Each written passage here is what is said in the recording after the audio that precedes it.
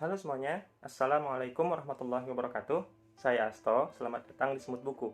Di video kali ini, saya mau sharing beberapa insight menarik yang saya dapat dari buku berjudul Logika Agama, tulisan Pak Muhammad Quraish Shihab, teman-teman. Nah, buku yang ada di tangan saya ini adalah cetakan penerbit Lentera Hati tahun 2023, jadi masih cukup baru ya. Nah, tapi buku ini tuh dicetak pertama kali sebetulnya udah lebih lama lagi, tahun 2005. Dan ditulisnya buku ini jauh lebih lama lagi, teman-teman. Yakni ketika Pak Quraish itu masih studi di Al-Azhar Kairo. Nah, yang bikin saya tertarik sama buku ini adalah pertama karena judulnya ya, teman-teman. Logika Agama. Kan logika itu terkait sama rasio ya. Dan rasio itu biasanya menuntut penjelasan. Nah, sementara agama itu adanya di ranah keyakinan. Yang kadang dia itu berisi dogma gitu. Nah, sehingga dari judul buku ini saya berekspektasi dapat penjelasan yang memadai lah bagaimana bisa menjembatani keduanya gitu. Nah, terus hal lain yang juga bikin saya tertarik sama buku ini adalah highlightnya, teman-teman, di belakang. Jadi katanya buku ini merekam gejolak pemikiran Muhammad Quraish Shihab muda ketika sedang menuntut ilmu di Universitas Al-Azhar. Nah, kan kita tahu kalau Pak Quraish itu bukan beliau sembarang beliau gitu ya. Beliau itu pakar tafsir, punya tafsir Al-Misbah, tafsir Quran 30 juz. Kemudian beliau juga direktur di Pusat Studi Al-Quran. Beliau pernah jadi pernah di MUI lah gitu kira-kira kalau nggak salah tahun 80-an. Terus beliau pernah jadi Menteri Agama, dan sampai sekarang beliau juga kalau nggak salah menjadi anggota gitu di yang namanya Majelis Al-Hukama Al-Muslimin, semacam kaunsilnya ulama tingkat dunia, teman-teman, yang saat ini tuh dipimpin oleh Syekh Ahmad At-Thayyib atau Grand Syekhnya Al-Azhar yang ke-48. Nah, jadi karena Pak Quraish itu bukan beliau sembarang beliau, saya tertarik gitu. Jadi kayak mana pemikiran Pak Quraish ketika masih muda gitu. Nah, yang cukup unik dari buku ini adalah dia itu ditulis dengan pendekatan tanya jawab, teman-teman. Jadi antara seorang murid dan gurunya. Nah, kalau teman-teman pernah baca bukunya Ichiro Kishimi dan Fumitake Koga yang judulnya itu Courage to be Disliked, nah maka buku ini tuh formatnya kira-kira kayak gitu, walaupun nggak seluruhnya. Nah, sekarang ke bahasan. Jadi ada serangkaian bahasan dalam buku ini, teman-teman. Tapi kalau saya generalisasi itu mungkin ada 3 ya. Yang pertama adalah soal fleksibilitas agama. Jadi gimana ketika agama itu berhadapan sama kemajuan atau berhadapan sama perubahan dinamika kehidupan masyarakat. Terus yang kedua itu adalah soal kedudukan akal dalam agama. Ya, ini gimana ketika rasio itu berhadapan sama hal-hal kayak yang goib, terus dogma, terus hal-hal yang sifatnya metafisika dan sebagainya gitu. Terus yang ketiga, tema dalam buku ini tuh, dan ini adalah tema yang paling banyak dibahas ya, teman-teman, adalah persoalan tasawuf. Nah, di sini saya mau kasih penjelasan sedikit ya satu-satu. Jadi di topik soal fleksibilitas agama, Pak Quraish itu kira-kira menjelaskan bahwa Islam itu punya aspek yang fix, teman-teman, atau aspek yang nggak akan berubah sampai akhir zaman. Nah, contohnya kayak konsep tauhid, terus hukum asal halal haram, terus juga tata cara ritual atau tata cara ibadah mahdoh gitu ya. Nah, tapi pada saat yang sama, Islam itu juga punya sisi lentur, terutama ketika berada pada aspek aplikasi gitu. Nah, karena ketika berada pada aspek aplikasi, itu Islam pasti menjadikan realitas sebagai konsideran. Nah, contoh yang paling sederhana mungkin adalah bisa kita lihat di fikih muamalah ya, teman-teman. Jadi kayak zakat profesi, terus wakaf tunai, terus pasar modal syariah, yang gitu-gitu. Itu kan semuanya nggak ada di zaman Nabi. Dia itu sesuatu yang baru ya, dalam tanda kutip. Tapi yang baru itu sebetulnya hanya aplikasinya. Nah, prinsipnya itu sebetulnya sama saja dengan prinsip yang dibawa oleh Nabi SAW, yakni prinsip dalam pengelolaan harta gitu. Nah, terus di topik soal kedudukan akal dalam agama, itu Pak Quraish kira-kira mau bilang bahwa akal itu fungsinya penting sekali. Nah, peran akal itu adalah sebagai sarana untuk memahami. Nah, tapi bukan kriteria untuk menjudge agama, teman-teman. Nah, maksudnya kita memahami agama dengan akal, tapi kita tidak boleh menjadikan akal itu sebagai hakim untuk menentukan, wah ini benar, ini salah gitu. Karena akal kita itu suka nggak suka harus kita akui terbatas, teman-teman. Baik terbatas karena memang pengalaman kita yang belum sampai ke sana, atau mungkin terbatas karena hal itu merupakan ranahnya di luar empirik. Nah, sehingga kita butuh hal-hal atau pendekatan non-empirik untuk memahaminya, kira-kira gitu. Nah, contohnya ya mungkin yang ini salah satu contoh favorit saya, teman-teman, adalah lubang hitam. Nah, lubang hitam itu kan fenomena antariksa yang baru kita identifikasi di akhir abad 19 ya kalau salah, atau awal abad ke-19 gitu. Nah, persoalannya apakah itu tidak ada di sebelum abad ke-19? Kan nggak gitu. Itu ada, tapi belum terjangkau akal saat itu aja gitu. Sehingga intinya eksistensi sesuatu itu nggak bergantung pada apakah dia itu kita pahami saat ini atau enggak. Nah, jadi sehingga informasi yang kita dapatkan dari wahyu ya udah kita terima, walaupun kita belum bisa pahami secara akal kita saat ini, kira-kira gitu. Nah, kemudian yang ketiga, pembahasan soal tasawuf. Ada banyak sekali teman-teman penjelasan dalam buku ini. Tapi kira-kira Pak Quraisy itu mau menjelaskan bahwa tasawuf itu adalah bentuk disiplin tertentu untuk tujuannya memurnikan hati. Nah, sehingga dengan hati yang murni, cahaya Allah itu bisa masuk dan kita merasakan semacam kelezatan batin, kira-kira gitu. Nah, bentuk disiplinnya itu ada berbagai macam cara atau variasi, tapi nggak jauh-jauh dari taubat, kemudian zikir, kemudian menjauhkan diri dari kelezatan dunia, kemudian menahan diri dari hal-hal yang nggak bermanfaat, kemudian meluangkan diri di waktu malam untuk memperbanyak ibadah, kira-kira gitu. Nah, di sini Pak Quraisy menempatkan ya secara objektif bahwa tasawuf itu memang ada yang menyimpang. Nah, tapi itu nggak boleh menjadikan kita antipati, karena praktiknya tasawuf yang nggak menyimpang juga banyak gitu. Tasawuf yang dia itu praktiknya sesuai dengan Quran dan Sunnah. Nah, terus yang ketiga, di bahasan soal tasawuf ini, yang menurut saya juga cukup menarik ya, adalah bahwa tasawuf itu merupakan pengalaman yang sifatnya sangat-sangat subjektif, teman-teman. Dalam arti, dia itu akan sangat sulit untuk dijelaskan secara linguistik atau secara bahasa. Jadi mirip kayak kita itu menjelaskan wajah seseorang ke orang lain.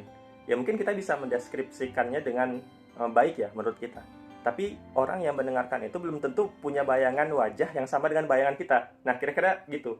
Nah, sehingga nggak heran kenapa ada pengalaman pelaku tasawuf tertentu yang ketika disampaikan pada orang lain menganggap, wah ini terlalu lebay gitu, atau itu terlalu nggak realistis, dan karena memang pengalaman itu nggak cukup untuk dijelaskan dengan bahasa yang terbatas gitu. Nah, berhubung penjelasan soal tasawuf di buku ini tuh paling banyak teman-teman, jadi di benak saya itu muncul pertanyaan, sebetulnya perlu nggak sih kita bertasawuf? Nah, jadi dari buku ini saya bisa meringkas ya, atau merangkum ya teman-teman. Seenggaknya ada dua alasan kenapa kita itu perlu bertasawuf, dan dua alasan juga kenapa kita itu nggak perlu bertasawuf. Nah, alasan pertama kita perlu bertasawuf adalah karena sebagai makhluk rohani kita punya kebutuhan rohani teman-teman yang perlu dipenuhi. Yang pemenuhan itu nggak bisa dicapai dengan materi atau dengan cara-cara biasa gitu. Nah, dalam tradisi Islam, tasawuf adalah cara yang bisa kita gunakan untuk memenuhi kebutuhan rohani yang semacam itu. Terus yang kedua, alasan kita perlu bertasawuf adalah karena jalan tasawuf adalah jalan yang juga ditempuh oleh sebagian sahabat Nabi Shallallahu Alaihi Wasallam. Misalnya yang terkenal ya mungkin Abu Dzar Al-Ghifari dan sahabat Abu Darda, teman-teman. Nah, Abu Dzar Al-Ghifari ini kan terkenal ya dengan sikap zuhudnya gitu, sikapnya menolak kemewahan dunia. Jadi suatu ketika Abu Dzar Al-Ghifari ini pernah disedekahi oleh Muawiyah sekian dinar, tapi sedekah itu langsung disedekahin lagi sama dia, karena dia menganggap harta yang disimpan melebihi kebutuhannya untuk makan itu adalah harta yang akan membebaninya ketika hisab di akhirat kelak gitu, sehingga dia nggak mau menyimpan harta. Dan dia juga ketika ditawari oleh sahabat Utsman bin Affan untuk tinggal di Madinah, Abu Dzar ini lebih memilih untuk tinggal di daerah terpencil gitu, yang dekat gurun gitu, saking zuhudnya. Nah, gitu juga dengan sahabat Abu Darda, teman-teman. Sahabat Abu Darda ini dulunya adalah seorang saudagar yang kaya gitu. Nah, tapi ketika dia itu masuk Islam dan dia merasakan dengan ibadah dalam Islam itu, dia merasakan kelezatan hati, kekhusyuan gitu, dan perlahan dia mulai merasa bahwa perniagaan itu mulai melalaikan dia atau membuatnya jadi nggak khusyuk lagi. Dia tinggalkan itu perniagaannya dan dia lebih konsentrasi kepada ibadah. Nah, yang gitu-gitu teman-teman. Dan yang gini tuh banyak ya. Sehingga mungkin bisa kita simpulkan bahwa ketika kita mengamalkan jalan tasawuf, maka kita juga sebetulnya mengamalkan apa yang pernah ditempuh oleh sahabat yang mulia, kira-kira gitu.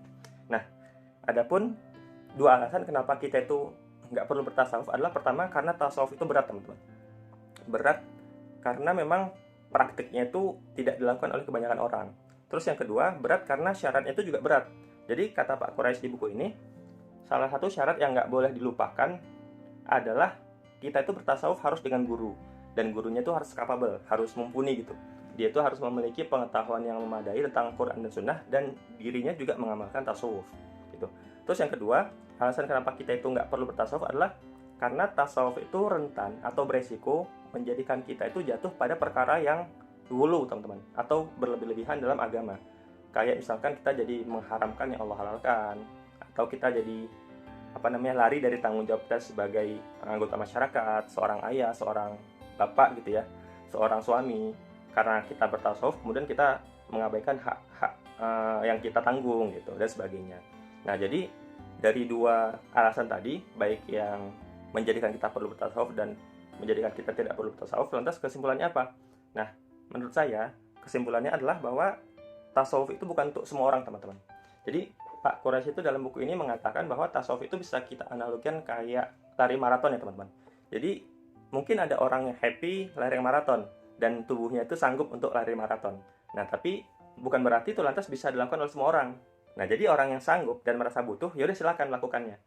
Dan orang yang nggak sanggup atau mungkin kebutuhannya itu bisa diakomodir oleh hal yang lain, ya kita nggak boleh paksakan gitu. Sehingga akhirnya perlu tidaknya tasawuf itu bisa kembali kepada diri kita sendiri, kira-kira gitu. Nah, terkait dengan buku, yang saya sukai dari buku ini adalah kisah-kisah hikmah dalamnya, teman-teman. Jadi ada cukup banyak. Jadi beragam kisah hikmah itu seenggaknya menjadikan saya itu merasa perlu mengevaluasi kembali ibadah yang saya lakukan. Jadi jangan sampai ibadah yang saya lakukan itu kayak sekedar ya rutinitas fisik belaka gitu, tanpa ada pemaknaan. Karena sesungguhnya yang membuat kelezatan batin itu adalah dari pemaknaan terhadap aktivitas ibadah itu. Nah, terus yang kedua yang saya suka dari buku ini adalah bahasannya yang mungkin khas Azhari, teman-teman ya. Jadi moderat gitu, terus objektif dan nggak menyembunyikan diskursus. Nah, itu yang saya suka. Jadi narasi-narasi yang sifatnya itu kontra itu disampaikan juga dalam buku ini, sehingga kita itu bisa paham lah pro dan kontranya gitu secara lebih baik gitu. Dan di buku ini ada banyak sekali catatan kakinya, teman-teman. Jadi Pak Quraisy itu kalau ada yang perlu dia jelaskan itu pasti dibikin catatan kaki, dan catatan kaki lumayan detail gitu ya. Nah, adapun catatan kritis saya di buku ini ya mungkin terkait sama ekspektasi di awal ya, teman-teman. Jadi karena saya membeli ini karena punya ekspektasi dia membahas tentang logika. Nah, tapi ternyata bahasan soal logika itu kalah dibandingkan jumlah pembahasan terkait tasawuf. Sehingga saya mungkin agak ya sedikit kecewa gitu ya. Padahal kalau dielaborasi lebih banyak mungkin bakal cukup menarik gitu. Ya paling itu aja, teman-teman. Sisanya ya buku ini tulis dengan sangat baik ya, sesuatu yang kita bisa ekspektasikan dari penulis kayak Pak Quraisy gitu. Sehingga mungkin buku ini saya kira cocok buat teman-teman yang pengen tahu lebih dalam terkait persoalan tasawuf dan gimana pandangan Azhari tentang tasawuf gitu. Dan juga pandangan Azhari terkait topik-topik yang tadi saya sebutkan di awal. Karena yang disampaikan Pak Quraisy ini mungkin menurut saya itu cukup mewakili pandangan kalangan Azhar lain gitu. Jadi buat teman-teman yang udah menjadi pembaca setiap tulisan Pak Quraisy, ya buku ini wajib dicoba gitu. Oke teman-teman, itu aja review saya terkait buku logika agama kali ini. Makasih banyak buat teman-teman yang udah meluangkan waktu untuk nonton video ini sampai akhir. Silahkan like kalau teman-teman suka, dan dislike aja kalau nggak suka. Dan jangan segan-segan juga untuk komentar, sharing perspektif, atau mungkin bertanya untuk topik yang mungkin teman-teman dapatin tadi. Semoga ada hal berguna yang bisa teman-teman dapat dari video kali ini. Sampai jumpa di video review buku selanjutnya. Saya Asto. Assalamualaikum warahmatullahi wabarakatuh.